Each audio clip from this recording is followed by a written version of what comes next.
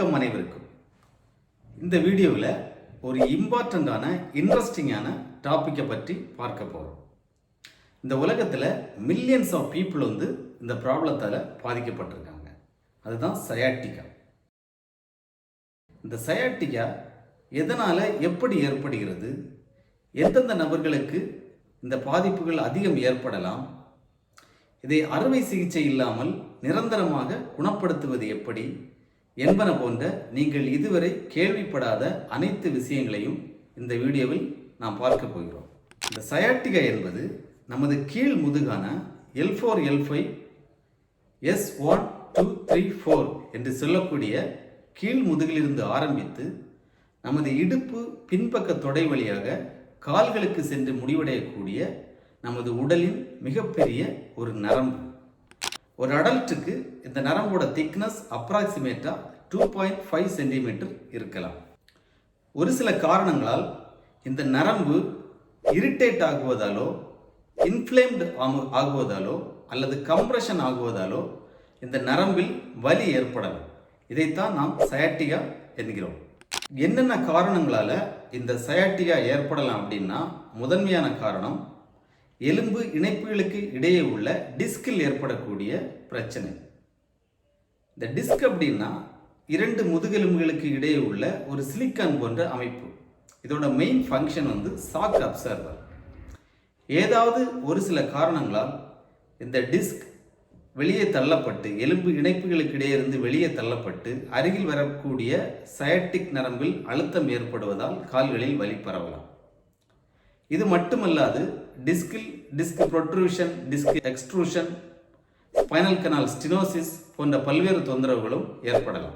அடுத்ததாக பிரிஃபார்மிஸ் சிண்ட்ரோம். இந்த பிரிஃபார்மிஸ் என்பது நமது இடுப்பு பகுதியில் உள்ள ஒரு மிக சிறிய தசை. பெரும்பாலான நபர்களுக்கு இந்த தசையின் இடைவெளியே தான் இந்த சயாட்டிக் நர்வ் இடுப்பிலிருந்து கால்களுக்கு வருகிறது. ஏதேனும் ஒரு சில காரணங்களால் இந்த தசை இறுக்கப்படுவதால் அதனிடையே வந்து கொண்டிருக்கிற சயாட்டிக் நர்வ் அழுத்தத்திற்கு உள்ளாகி கால்களில் வலி பரவலாம். இதை நாம் பிரிஃபார்மிஸ் சிண்ட்ரோம் என்று அழைக்கிறோம். அடுத்ததாக ஸ்பாண்டிலோலிஸ்திசிஸ் அல்லது ரிட்ரோலிஸ்திசிஸ், அதாவது நமது முதுகெலும்பு முன்னோக்கியோ அல்லது பின்னோக்கியோ விலகுவதைத்தான் நாம் இவ்வாறு அழைக்கிறோம். இப்படி முன்னோக்கியோ பின்னோக்கியோ எலும்பு விலகினாலும் சயாட்டிக் நர்வ் அழுத்தத்திற்கு உள்ளாகி கால்களில் வலி பரவலாம். அடுத்ததாக நீங்கள் இதுவரை அறிந்திராத காரணமான நமது குடலில் ஏற்படக்கூடிய அசைவுகள் குறைபாடு, மொபிலிட்டி இம்பேர்மெண்ட் என்று கூட அழைக்கலாம். குறிப்பாக செக்மாய்டு கோலான் என்று சொல்லக்கூடிய பெருங்குடலின் பகுதியையும், சீக்கம் என்று சொல்லக்கூடிய குடலின் பகுதியிலையும் ஏற்படக்கூடிய சில தொந்தரவுகளால் சயாட்டிகா உங்களுக்கு ஏற்படலாம். இனி சொல்லக்கூடிய காரணங்கள் மிக அரிதானது தான். ஒரு சிலரே இந்த காரணங்களால் பாதிக்கப்படுவார்கள். முதுகில் வரக்கூடிய சில கட்டிகள், ஆப்சிஸ், இன்ஃபெக்ஷன் போன்றவற்றாலும் சயாட்டிக் பெயின் ஏற்படலாம். அடுத்ததாக சயாட்டிக் பெயின் வருவதற்கு வாய்ப்புகள் அதிகம் உள்ள நபர்களை பற்றி பார்க்கலாம். ஃபர்ஸ்ட் பாயிண்ட், உடல் எடை அதிகம் உள்ளவர்கள். உயரத்திற்கு ஏற்றவாறு நமது உடல் எடையை மெயின்டைன் செய்வது மிக அவசியம். இதை எப்படி மிக எளிமையாக கணக்கிடுவது என்பது பற்றி யூடியூபில் நான் ஏற்கனவே ஒரு வீடியோ பப்ளிஷ் செய்திருப்பேன். அதற்கான லிங்க் கீழே உள்ள டிஸ்கிரிப்ஷன் பாக்ஸில் கொடுக்கப்பட்டுள்ளது. தேவைப்படுபவர்கள் கிளிக் செய்து தெரிந்து கொள்ளலாம். மூன்றாவதாக, நீண்ட நேரம் உட்கார்ந்து பணிபுரிபவர்கள், உதாரணமாக சாஃப்ட்வேர் இன்ஜினியர்ஸ். நான்காவதாக, வெயிட் லிஃப்டிங், கனமான பொருட்களை தூக்கி வேலை செய்பவர்கள் அல்லது அதிக எடையை தூக்கி உடற்பயிற்சி செய்யும் பழக்கம் உள்ளவர்களுக்கு தவறான லிஃப்டிங் டெக்னிக் காரணமாகவும் டிஸ்க் டேமேஜ் ஆகலாம். அடுத்ததாக, பெல்விக் டில்ட். இயற்கையாக நமது கீழ் முதுகில் ஒரு வளைவு இருப்பதை நம்ம பார்க்க முடியும். இதை நாம் லார்டோசிஸ் என்று அழைக்கிறோம். ஒரு சிலருக்கு இந்த லார்டோசிஸ் அதிகமாகவோ அல்லது குறைவாகவோ இருக்கலாம். இப்படி இருந்தாலும் டிஸ்கில் அதிக அழுத்தம் ஏற்பட்டு டிஸ்க் டேமேஜ் ஆக வாய்ப்புகள் மிக அதிகம். இந்த சயாட்டிகா நரம்பு சிவியரா பாதிக்கப்பட்டிருந்தால் நான் இனி சொல்லக்கூடிய அறிகுறிகள் உங்களுக்கு ஏற்பட்டிருக்கலாம். முதுகு, இடுப்பு, பின்பக்க தொடை மற்றும் கால்களுக்கு நரம்பு வலி பரவுதல், கால்கள் மரத்து போவது, கால்களில் எலக்ட்ரிக் ஷாக் அடிப்பது போன்ற உணர்வு, கால் பெருவிரல் மற்றும் பாதம் பலம் குறைவது. அடுத்ததா மல்லாந்த நிலையில் காலை நேராக மேலே தூக்கும்போது பின்பக்க தொடை மற்றும் காலில் நரம்பு இழுப்பது போன்ற உணர்வு. குனிந்து நிமிர்ந்து வேலை செய்த பின்பு முதுகில் அதிக வலி உணரப்படுவது. இருமும் போதும் தும்மும் போதும் முதுகில் வலி அதிகமாவது. திடீரென யூரினை கண்ட்ரோல் செய்ய இயலாமை. மேற்சொன்ன அறிகுறிகளில் ஏதேனும் 2-3 அறிகுறிகள் உங்களுக்கு இருந்தால் உங்களது சயாட்டிக நரம்பு பாதிக்கப்பட்டுள்ளது என்று அர்த்தம். அடுத்ததா சயாட்டிகாவோட சிகிச்சை முறைகளை பற்றி பார்க்கலாம். இந்த சிகிச்சையில் கிடைக்கக்கூடிய முன்னேற்றத்தை 2 விதமாக பிரிக்கலாம். Short term result, long term result. Short term result அப்படின்னா ஒரு சில மணி நேரங்கள் அல்லது ஒரு சில நாட்கள் மட்டுமே வலி குறைந்திருக்கும் சிகிச்சை பெற்ற பின்பு.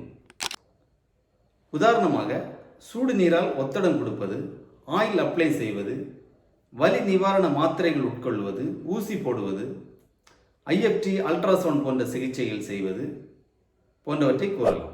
அடுத்ததா long term result. Long term ரிசல்ட்னா வலியை நிரந்தரமாக குணப்படுத்துவது. இதைத்தான் நாம் எல்லோரும் எதிர்பார்ப்பது. நிரந்தரமாக வலி குறைய வேண்டும் என்றால் வலிக்கான உண்மையான காரணத்தை கண்டறிந்து சிகிச்சை தர வேண்டும். அதற்கான உதாரணங்கள் சிலவற்றை நான் இப்பொழுது பார்க்கலாம். வலிக்கான காரணங்களை பற்றி நான் சொல்லும்போது குடலில் ஏற்படக்கூடிய ஒரு சில மொபிலிட்டி இம்பேர்மெண்டினால் வலி ஏற்பட வாய்ப்பு உள்ளது என்று சொல்லியிருப்பேன். இதனால் வலி ஏற்பட்டிருந்தால் கண்டிப்பாக விசரல் மேனிப்புலேஷன் என்று சொல்லக்கூடிய ஒரு அட்வான்ஸ் ட்ரீட்மெண்ட் டெக்னிக் மட்டுமே உங்களுக்கு பலனளிக்கும். அது இல்லாமல் ட்ராக்ஷன், டீகம்ப்ரஷன் செய்வது, அறுவை சிகிச்சை செய்வது போன்ற சிகிச்சைகள் செய்தால் கண்டிப்பாக பலன் கிடைக்காது. ஒருவேளை சயாட்டிகா பெயின் பிரிஃபார்மி சிண்ட்ரோம் என்று சொல்லக்கூடிய தசை இறுக்கத்தினால் ஏற்பட்டிருந்தால் அந்த தசையை சரி செய்தால் மட்டுமே உங்களுக்கு வலி குறையும். மேற்சொன்ன இரு பிரச்சனைகளுமே எம்ஆர்ஐ, எக்ஸ்ரே அல்லது சிடி ஸ்கேன் போன்ற பரிசோதனைகளில் கண்டறிய இயலாது. பெரும்பாலும் இந்த sciatic pain L4, L5, L5S1 என்று சொல்லக்கூடிய எலும்பு இணைப்புகளுக்கு இடையே உள்ள டிஸ்கில் ஏற்படக்கூடிய ஒரு சில பிரச்சனைகளால் தான் ஏற்படும். அப்படி உங்களுக்கு ஏற்பட்டிருந்தால் எதனால இந்த இடத்துல டிஸ்க் டேமேஜ் ஆகிருக்கு அப்படிங்கிற காரணத்தை நீங்கள் கண்டறிய வேண்டும். அப்படி கண்டறிந்தால் மட்டும்தான் சிகிச்சையின் பலன் முழுமையாக கிடைக்கும். டிஸ்க் டேமேஜை மட்டும்தான் உங்களுக்கு எம்ஆர்ஐ, சிடி போன்ற பரிசோதனைகளில் கண்டறிய முடியுமே தவிர எதனால் அந்த இடத்துல டிஸ்க் டேமேஜ் ஆகிருக்கு அப்படின்னு எம்ஆர்ஐ, சிடி அல்லது எக்ஸ்ரே போன்ற கருவிகளால் கண்டறிய இயலாது. உங்களை படுக்க வைத்து ஒரு 10 நிமிடங்கள் கிளினிக்கலாக எக்ஸாமின் பண்ணால் மட்டும்தான் எதனால் உங்களுக்கு இந்த டிஸ்க் டேமேஜ் ஆகிருக்கு அப்படிங்கிற காரணத்தை கண்டறிய இயலும். உதாரணமாக உங்களது கீழ் முதுகில் இருக்கக்கூடிய லாடோசிஸ் என்று சொல்லக்கூடிய வளைவு அதிகமாகவோ அல்லது குறைவாகவோ இருக்கலாம். இதை நாம் ஆன்டீரியர் அல்லது போஸ்டீரியர் பெல்விக் டில்ட் என்றும் அழைக்கிறோம். பொதுவாக இந்த வளைவு குறைபாடு நமது கால் மற்றும் இடுப்பு தசைகளின் இம்பேலன்ஸினால் ஏற்படுகிறது. இந்த தசைகளின் இம்பேலன்ஸை சரி செய்தால் மட்டுமே டிஸ்கில் அழுத்தம் குறைந்து உங்களுக்கு சயாட்டிக் பெயின் குறையும். நீண்ட நேரம் உட்கார்ந்து பணிபுரிபவர்களுக்கு டிஸ்க் பல்ஜ் ஆகி சயாட்டிக் பெயின் வருவதற்கு வாய்ப்புகள் அதிகம் என்று ஏற்கனவே சொல்லியிருப்பேன். உதாரணமாக சாஃப்ட்வேர் என்ஜினியர்ஸ் நீண்ட நேரமாக உட்கார்ந்திருக்கும் போது நமது முதுகின் முன்பக்கம் உள்ள இலியாக்கஸ் சோயஸ் மேஜர் என்று சொல்லக்கூடிய தசை, இந்த தசை நமது முதுகின் முன்பக்கம் இருந்து ஆரம்பித்து முன்பக்கம் உள்ள தொடை எலும்பில் முடிவடைகிறது. இந்த தசை இறுக்கமடைகிறது நீண்ட நேரம் உட்கார்ந்து பணிபுரிபவர்களுக்கு. நமது வட்டக்கில் இருக்கக்கூடிய நமது மிகப்பெரிய தசையான குளூட்டியஸ் மேக்சிமஸ் என்று சொல்லக்கூடிய தசை பலவீனமாகிறது, வீக்னஸ் ஆகிறது.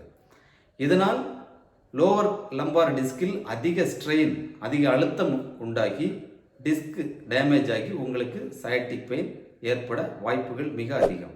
ஒருவேளை இதனால் ஏற்படக்கூடிய இந்த வலியை நீங்கள் அறுவை சிகிச்சை செய்து குணப்படுத்தி இருந்தால் 1-2 ஆண்டுகளில் மீண்டும் இதே வலி உங்களுக்கு வர வாய்ப்புகள் அதிகம்.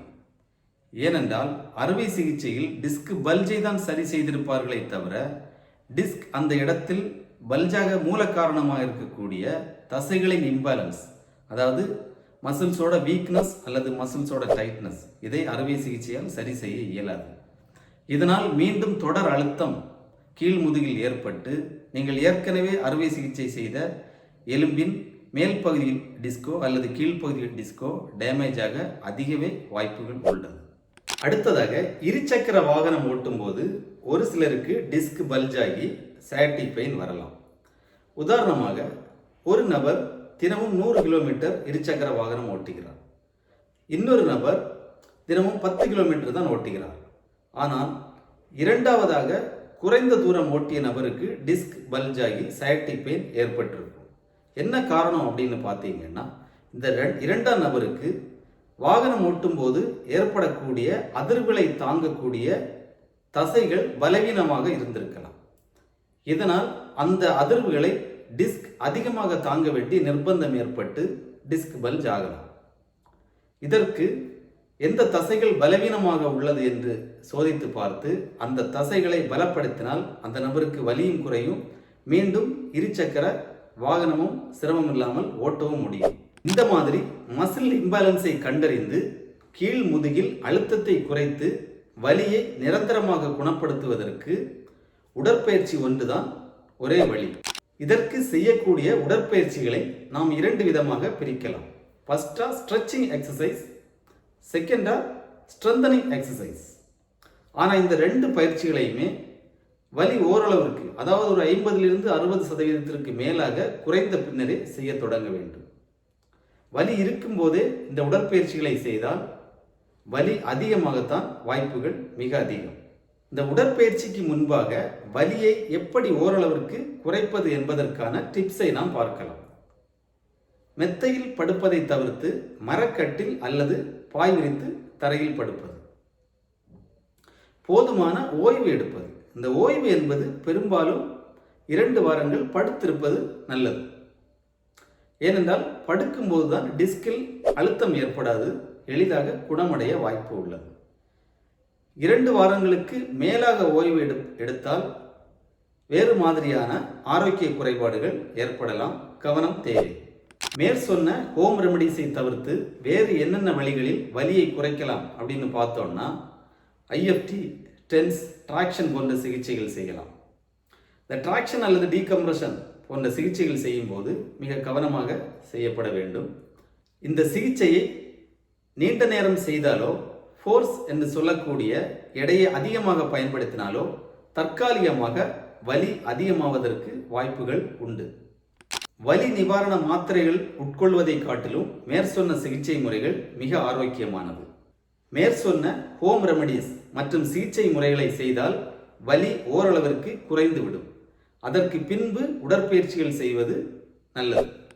என்னிடம் வரும் ஒரு சில நோயாளிகள் கேட்பதுண்டு, யூடியூப் பார்த்து கோப்ரா ஸ்ட்ரெச் செய்தேன், வலி கூடிவிட்டது. அல்லது வீடியோ பார்த்து குப்புறப்படுத்து உடலை மேல் நோக்கி வளைக்கக்கூடிய பயிற்சியை செய்தேன், வலி கூடிவிட்டது என்று சொல்வார்கள். இது ஏன் அப்படின்னா, ஒரு சிலருக்கு நான் ஏற்கனவே சொன்னது போன்று கீழ் முதுகில் உள்ள வளைவு மிக அதிகமாக இருக்கலாம். லாடோட்டிக் கர்வ் என்று சொல்லக்கூடிய வளைவு மிக அதிகமாக இருக்கலாம். அல்லது ஸ்பாண்டைலோலிஸ்திசிஸ் என்று சொல்லக்கூடிய முதுகெலும்பு விலகுதல் பிரச்சனை இருக்கலாம். அல்லது ஸ்பைனல் கனால் ஸ்டினோசிஸ் என்ற பிரச்சனை இருக்கலாம். இந்த பிரச்சனை உள்ளவர்கள் மேற்சொன்ன பயிற்சிகளை செய்யும் போது கண்டிப்பாக வலி கூடும். அதனால் தகுந்த பிசியோதெரபி மருத்துவரின் ஆலோசனை இல்லாமல் இந்த பயிற்சிகளை செய்வதை தவிர்த்தல் நல்லது. ஒவ்வொரு பேஷண்ட்ஸுக்கும் வலி வருவதற்கான காரணங்களை பொறுத்தும், வயதை பொறுத்தும், அவர்களது உடற்திறனை பொறுத்தும் சிகிச்சைகள் மற்றும் உடற்பயிற்சிகள் முழுமையாக வித்தியாசப்படும். மேற்சொன்ன முறைகளில் உங்களுக்கு சிகிச்சை கிடைக்கப் பெற்றால் இந்த சயாட்டிகா பெயின் அறுவை சிகிச்சை இல்லாமலும் மருந்து மாத்திரைகள் இல்லாமலும் கண்டிப்பாக குணப்படுத்த முடியும். நீங்கள் ஏற்கனவே செய்து கொண்டிருந்த வேலைகளை கூட சிறப்பாக செய்ய முடியும். நன்றி, வணக்கம்.